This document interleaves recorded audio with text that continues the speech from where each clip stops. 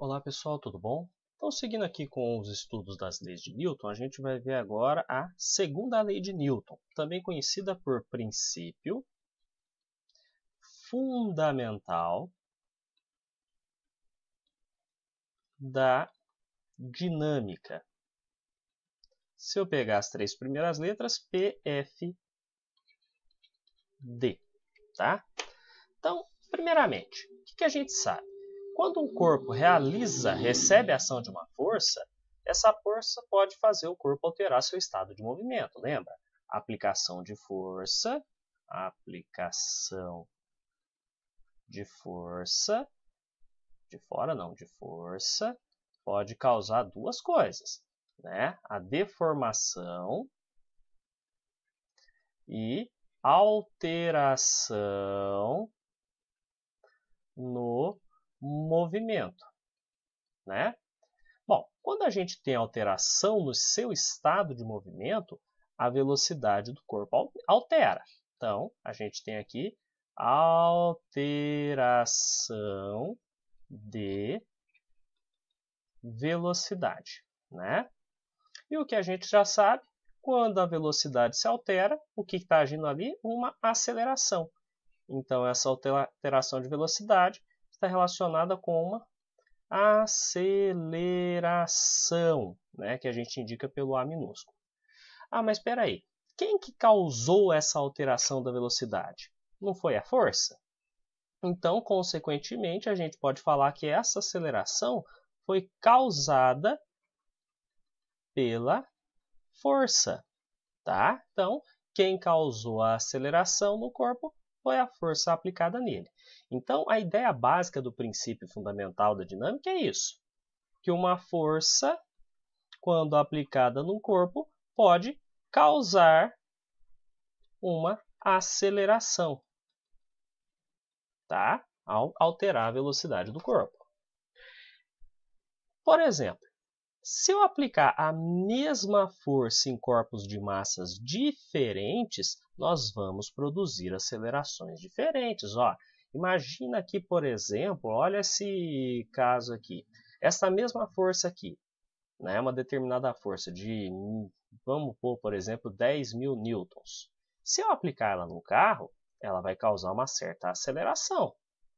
Agora, se eu aplicar numa van a mesma força, a aceleração vai ser menor. E se eu aplicar essa mesma força num caminhão, a aceleração vai ser bem menor, né?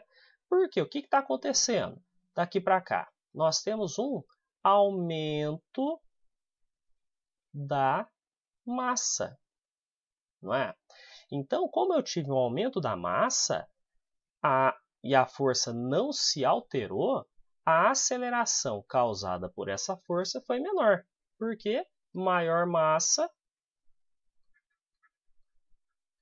a gente sabe que maior inércia, tá? Vamos olhar um exemplo numérico aqui, galera, para ficar mais claro ainda. Ó. Imagina uma força de 2 newtons agindo num bloquinho de 1 kg. Essa força vai causar nesse bloquinho uma aceleração de 2 metros por segundo ao quadrado. Aí eu peguei e troquei o bloquinho. De 2 kg, coloquei de 1 kg, eu passei a utilizar um de 2 kg. Então, diminuiu a aceleração, foi de 2 para 1 metro por segundo ao quadrado. Aí eu peguei e deixei o bloquinho mais leve, né? De 2 kg, passei a colocar meio quilo. Olha só o que aconteceu com a aceleração, aumentou, foi para 4 metros por segundo ao quadrado. E se eu pegar e colocar um bloquinho de 4 kg, a aceleração 0,5 metros por segundo ao quadrado. Então, se a gente observar esses valores aqui, a gente pode concluir que força, massa e a aceleração estão, de alguma maneira, relacionados, né? E quem relaciona essas três grandezas é a segunda lei de Newton, né? Então, o que a gente percebeu? Quanto maior a aceleração que a gente quer, maior deverá ser a força aplicada. Então, ó, se eu tenho um bloquinho, vamos pegar aqui o caso do caminhão, e do carro e da van. Se a massa é pequena, né? Se a massa é pequena, eu não preciso de uma força muito grande para causar uma aceleração. Agora, se a massa é grande, eu preciso de uma força maior. Se eu quiser acelerar bastante este carro, a força que eu vou ter que aplicar é grande, né? Para poder dar conta de causar toda a aceleração que eu quero. Agora, se eu quiser que o carro saia bem de mansinho, bem devagarinho, eu aplico uma força pequena, tá? Então, o que a gente percebeu também no caminhão? Quanto maior a massa do objeto, se a gente quiser uma certa aceleração, maior deverá ser a força que a gente aplica, tá? Então, ó, se a aceleração for zero, né, se ela for nula, eu estou aplicando uma força igual a zero. Agora, se eu quero uma aceleração maior do que zero, aplicada nessa massa, a força tem que aumentar. Então, ó, força, massa e aceleração, novamente, reforçando o que a gente viu agora há pouco, se relacionam, né? Como que vai depender isso aqui, né? A força que a gente vai trabalhar, né, no caso seria a força resultante, porque eu posso ter um corpo sob a ação de várias forças, uma para lá, uma para cá, uma para baixo, uma para cima, só que todas elas podem ser substituídas por uma única que é a força resultante, certo? E é essa força resultante que gera a aceleração, tá? Então, a força resultante num corpo vai depender da massa, que a gente indica por m, e da aceleração causada dessa maneira aqui, ó. A formulação matemática da segunda lei de Newton me fala que a força resultante num corpo é igual a massa vezes a aceleração do corpo. A aceleração em metro por segundo ao quadrado, massa em quilogramas e a força resultante, como a gente já viu, é medido em newtons, tá? Então a gente fala o seguinte, que a força resultante, ela é diretamente proporcional à massa e também à aceleração. Por quê? Quanto maior a massa do objeto, maior a força que eu tenho que aplicar nele. Quanto maior a aceleração que eu quiser, maior a força que eu tenho que aplicar nele. Tá bom? Isso aqui vai ficar mais claro para a gente por base dos exemplos, tá? Então, vou resolver exercício de cálculo, pessoal. Antes de fazer qualquer conta, tira os dados, tá? Melhor caminho que a gente segue. Então, uma força foi aplicada a um corpo cuja massa é de 15 kg e imprimiu uma aceleração. Então, forneceu, né, uma aceleração de 6 metros por segundo ao quadrado. Determine a intensidade desta força, né? Então, pessoal, se eu for fazer esquematicamente, eu tenho um bloquinho, né, meu objeto, eu tenho uma força agindo ali. Como essa aqui é a única força que age ali, eu já sei que é a força resultante, tá? Então, eu tenho uma força resultante agindo ali. A massa é de 15 kg e a aceleração causada, 6 metros por segundo ao quadrado. Determinar a intensidade dessa força. Então, essa aqui é a aplicação direta da segunda lei de Newton, né? Aplicando a segunda lei de Newton. Escreva a fórmula para me lembrar dela, que força resultante é massa vezes a aceleração. Substituo os dados, né? Força resultante é o que eu quero, massa é 15, aceleração é 6. Fazendo essa continha, 15 vezes 6, 90 newtons. Tá certo? Tranquilo, né? Segundo exemplo. O que ele está me falando aqui? Que uma força de 28 newtons é aplicada num corpo e lhe confere uma aceleração de 4 metros por segundo. Calcule a sua massa. Então, olha o que a gente tem aqui de novo.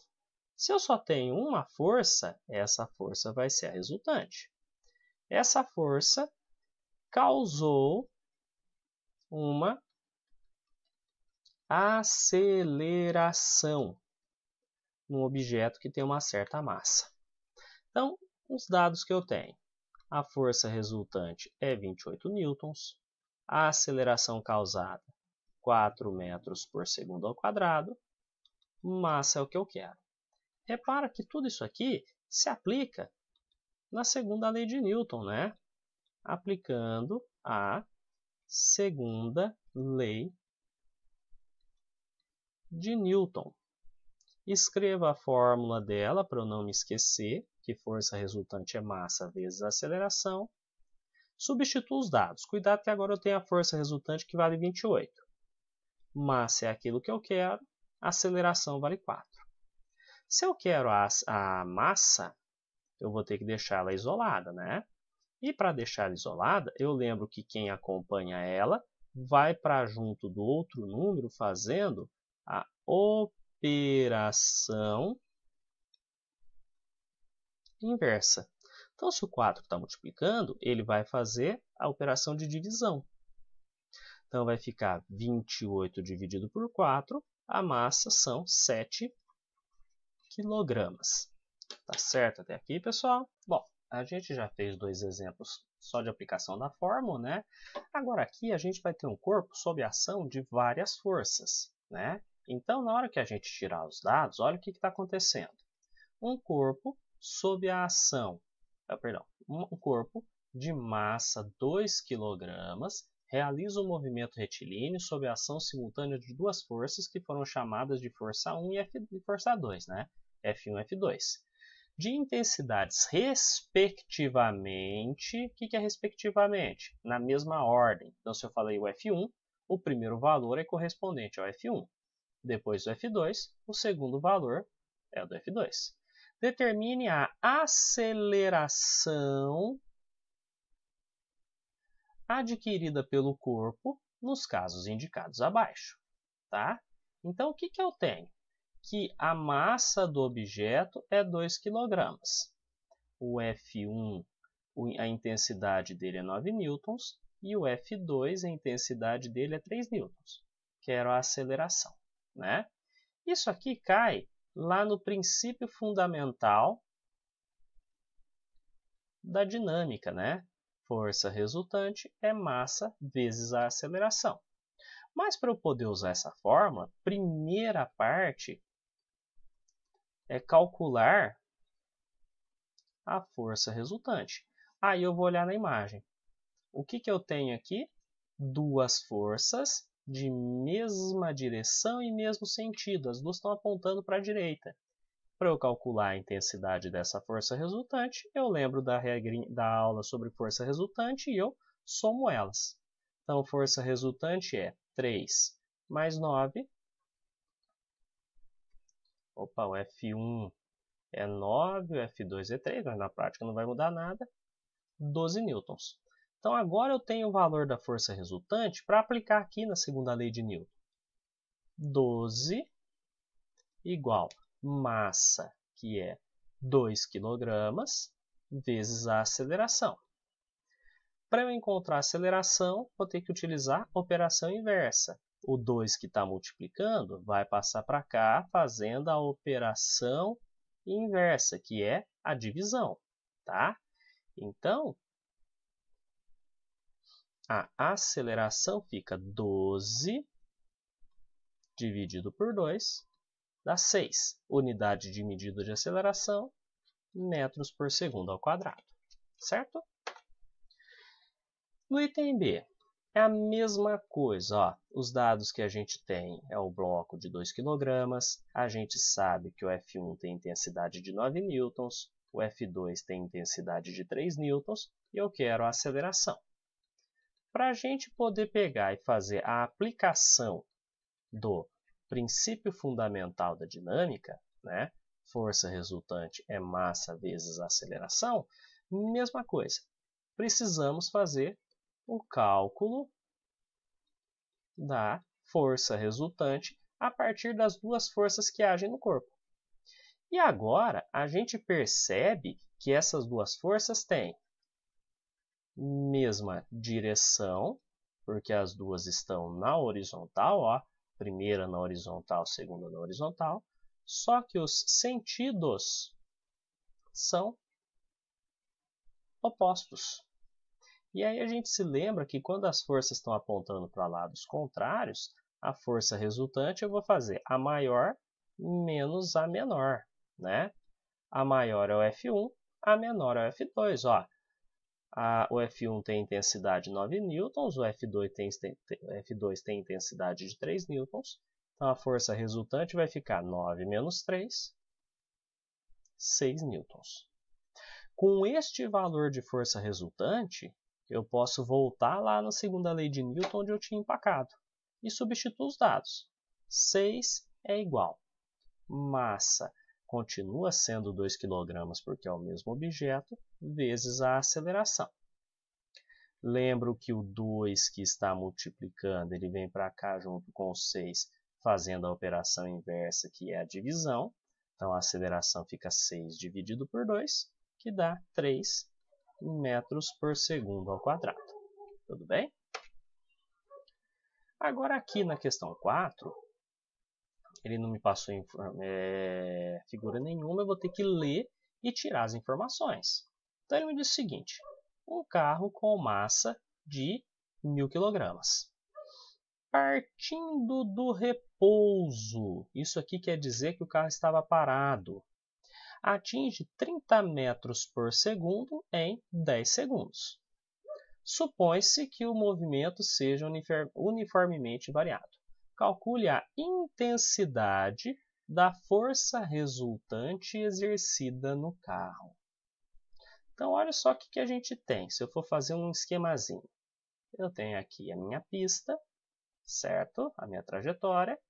Eu tenho o meu carro, que no início tinha uma velocidade inicial igual a 0, né? O tempo passou e ele veio parar lá na frente e no final do movimento a velocidade do carro era de 30 metros por segundo, certo? O que mais que ele me falou? Que daqui até aqui o tempo, né, o ΔT que ele gastou para fazer essa movimentação foi de 10 segundos, né? E aí ele quer que eu calcule o valor da força resultante. Então vamos interpretar aqui um pouquinho, né? Se o carro estava parado, né, se partiu do repouso, ele estava parado.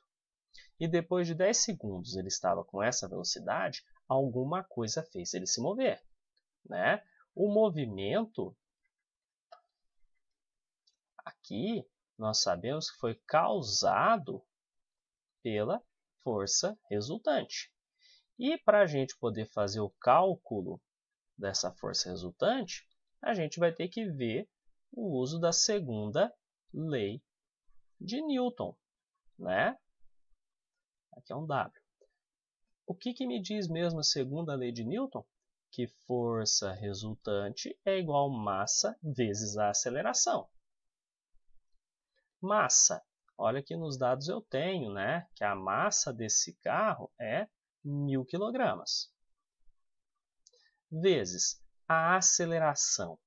Eu não tenho a aceleração, então eu empaquei. E quando eu empaco na resolução do exercício, eu não entro em desespero. Eu simplesmente dou um passinho para trás e faço o cálculo da aceleração. Poxa, professor, mas como que eu vou calcular essa aceleração? Olha os dados que eu tenho. Tenho velocidade inicial, velocidade final e ΔT. Então, eu lembro que a aceleração eu calculo fazendo ΔV por ΔT, né? O ΔT eu tenho que é 10, mas eu não tenho o ΔV, a variação da velocidade. E agora, eu entro em desespero? Posso entrar em desespero? Porque eu não tenho ΔV? Não. Eu sei fazer o cálculo do ΔV. Então, como é que a gente faz? Se empaca numa coisa, dá um passinho para trás e calcula, né? O ΔV, a gente sabe que é calculado fazendo Velocidade final menos a inicial. Velocidade final a gente sabe que é 30, a inicial a gente sabe que é 0, então ΔV, 30 menos 0, 30 metros por segundo. Olha só que belezinha, agora eu desempaquei. O primeiro valor que eu precisava, eu encontrei. O que eu faço? Vou lá e substituo. É assim que a gente faz. Começa a resolver como se tivesse tudo na mão. Se faltou alguma coisa, volta e calcula. Então a aceleração vai ficar 30 dividido por 10 é 3, unidade de medida de aceleração, metro por segundo ao quadrado. Então olha só o que eu acabei de encontrar. Outro valor que estava perdido, que eu precisava lá no começo, que é a aceleração, que é 3. E agora eu consigo finalizar o exercício. Força resultante, 1000 vezes 3, 3000 newtons. Tá certo? Então, pessoal, por enquanto é isso. Bons estudos a todos. Até mais.